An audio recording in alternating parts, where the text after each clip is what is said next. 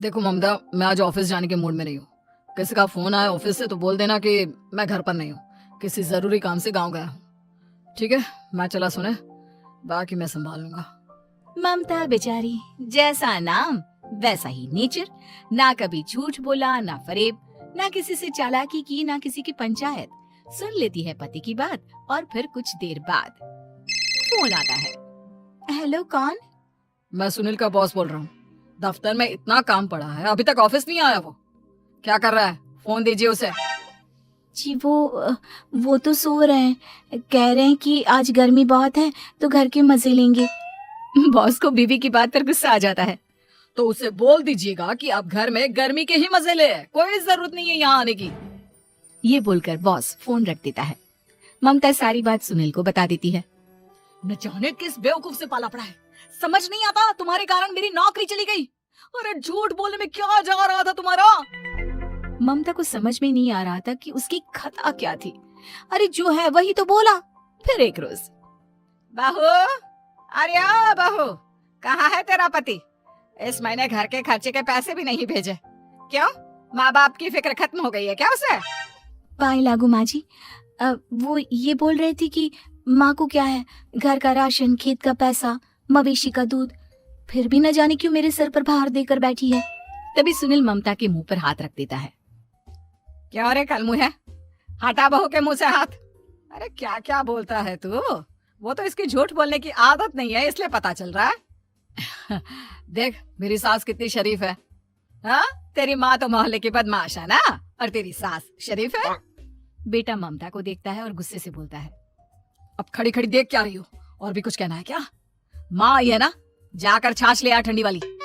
ममता अंदर चली जाती है। माँ, इसके सच बोलने की आदत के कारण मेरी नौकरी जाते जाते रह गई। वो तो मैंने अगले दिन जाकर पैर पकड़ लिए मालिक के, नहीं तो। सब जानता है बहू की आदत नहीं है झूठ बोलने की, तो तू शांत क्यों नहीं रहता? क्यों उसे झूठ बोलने को बोलता है? फिर एक रोज, बहू, जा अपनी पड़ोसन के पास और उससे बोल कि वो लाल वाली साड़ी जो उसने नए साल की पार्टी में पहनी थी, तुझे वो चाहिए। ना माँ जी, मुझे नहीं चाहिए। वैसे भी कल जिस शादी में जाना है ना, वहाँ के लिए तो मेरे पास काली साड़ी है। सास सर पर हाथ रखकर, अरे बुद्धू, मुझे चाहिए साड़ी। वैसे भी तुम लोगों में तो साड़ी का लेन देन चलता है ना, तेरी भी तो उसने पहनी थी ना। हाँ माँ जी, वो क्या है ना, हम दोनों के कपड़े एक दूसरे को आ जाते हैं। मैं ले आती हूँ आपके लिए साड़ी। बहू पड़ोसन के पास जाती है। कैसी हो निर्मला, तेरी लाल साड़ी चाहिए थी। क्यों? तू तो बोल रही थी कि तेरे पास काली वाली साड़ी है, तू वही पहनेगी, फिर लाल का क्या करेगी? अरे मैं तो काली ही पहनूंगी, लेकिन मेरी सास ने देखी थी तेरी लाल साड़ी, वो नए साल की पार्टी में तूने पहनी थी ना, तो इसलिए वो मांग रही है। ये सुनकर पड़ोसन थोड़ा परेशान हो जाती है। देख ममता, तेरे लिए तो मैं एक बार को साड़ी दे भी देती, लेकिन तेरी सास के लिए नहीं। वो क्या है ना, तू तो जानती है कितनी गंदी आदत है तेरी सास की। खाया पिया सब कपड़े पर ही पोंछ देती है। मेरी लाल साड़ी बहुत महंगी वाली है, पता चले उस पर हल्दी तेल का निशान लगा हो। ममता घर आ जाती है खाली हाथ, ममता को देखकर। नहीं दी ना उसका लूटी ने साड़ी, अब आए तुझसे लेने तेरा सामान, अच्छे से बताती हूँ। माँ जी, वो क्या है ना, मुझे तो वो दे रही थी, लेकिन आपके नाम पर नहीं दी। अरे किसने बोला था मेरा नाम लेने को? बोल देती तुझे पहनना है, लेकिन ना, तू तो ठहरी सच की देवी। न जाने सास क्या सोचती है और हंसने लगती है। अरे माँ, क्या हो गया? क्या सोचकर हंस रही है? याद है जब बहू को देखने गए थे? हाँ बस सही बात है। याद आ गया कैसे मेरी सास बाजार के खाने को बोल रही थी कि ममता ने बनाया है। और बहू ने आकर सब बता दिया कि ये सारा खाना तो बाजार से आया है, वो भी कल्लू हलवाई की दुकान से। ममता दोनों की बात सुन रही थी। हाँ माँ जी, वो कल्लू हलवाई का ही था। मुझे तो आज तक पता नहीं चला कि माँ ने क्यों कहा कि मैंने बनाया है। खैर, मैं तैयार होती हूँ, शादी में जाना है ना। पूरा परिवार शादी में जाता है, जहाँ खाना वाना खाकर सभी बैठे होते हैं कि एक औरत ममता की सास से कहती है। क्या बात है बहन जी, मेरी आपकी बात हुई थी तो आप तो बोल रही थी कि लाल साड़ी पहनने वाली हैं, तो मैंने ये काली पहन ली। पता होता कि आप लाल नहीं पहन रही हैं तो मैं ही अपनी लाल पहनाती। अच्छा जी, तो इसलिए पूछा जा रहा था। अरे इतनी साड़ियां हैं कि क्या बताऊं। मैंने सोचा तो था पर ये सामने दिख गई तो यही पहन लिया। अच्छा, मेरी तो तैयारी काफी दिन से चल रही थी, फिर भी आज ऐसा लग रहा है कि ठीक से तैयार नहीं हुई मैं। तभी आ जाती है हमारी सच्ची बहू ममता बहू। आंटी जी वो क्या है ना, पड़ोसन की लाल साड़ी माँ जी को पहननी थी, लेकिन आप तो जानती है माँ जी की आदत, सारा खाया पिया कपड़ों पर ही पोंछ देती है, तो उसने साड़ी देने से ना ऐन वक्त पर मना कर दिया, तो अब इन्होंने ना मेरी साड़ी पहनी है। औरत ममता की सास को घूरती है। अरे मांग कर ही साड़ी पहननी थी क्या? हम जैसे तो खुद की ही साड़ी पहनते हैं, चलो चलते हैं। सास का गुस्सा अब ममता पर फूट पड़ता है। अरे क्या जरूरत थी ये बात सबसे कहने की।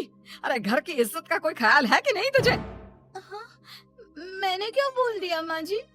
मुझे क्यों डांट रही है? मेरी गलती क्या है?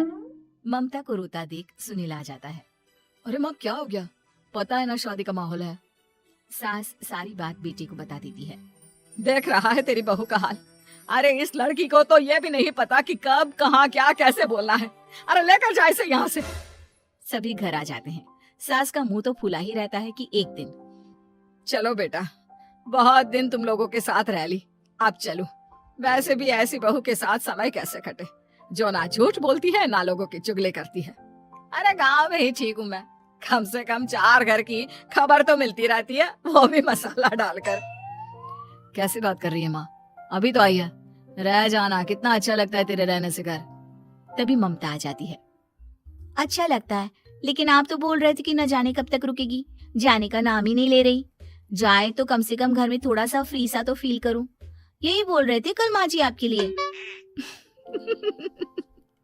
सास बेटे को देखती है लेकिन क्या कहती बेचारी, जब अपना ही सिक्का खोटा हो।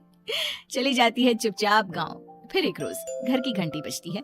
सामने खड़ा होता है सुनील का बॉस। सुनील है क्या घर में? वो क्या ना, मैं यहाँ से गुजर रहा था तो सोचा थोड़ा ऑफिस का काम डिस्कस कर लूं। ममता कुछ कहती कि तभी वहाँ सुनील आ जाता है। अरे बॉस आप आइए आइए। क्या बात है, घर तो बहुत सुंदर है। वैसे भाभी जी आपकी खूब बातें सुनी है कि आप कभी झूठ नहीं बोलती।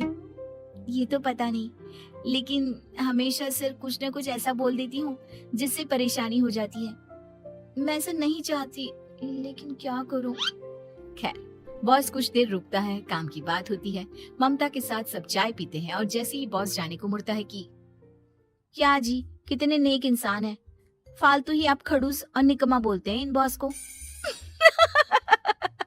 अब क्या, बॉस के कान तक खुद के लिए अनमोल वचन पड़ जाते हैं। और फिर ओह तो ये बात है, और क्या कहता है ये? अरे बॉस आप भी किसकी बात पर विश्वास कर रहे हैं?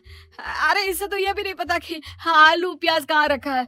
अरे ये क्या जाने क्या बोलना है क्या नहीं बोलना है। मतलब जो मुंह में आ रहा है बोले जा रहा है।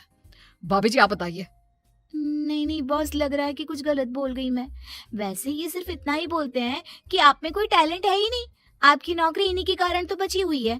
और अब बस कर ले अम्मा, अब क्या करवा कर मानेगी, बड़ी मुश्किल से तो नौकरी बची थी मेरी। सही कहा, बची थी लेकिन अब निकल गई। तेरे टैलेंट के भरोसे चल रही है ना मेरी नौकरी, अब देख तू।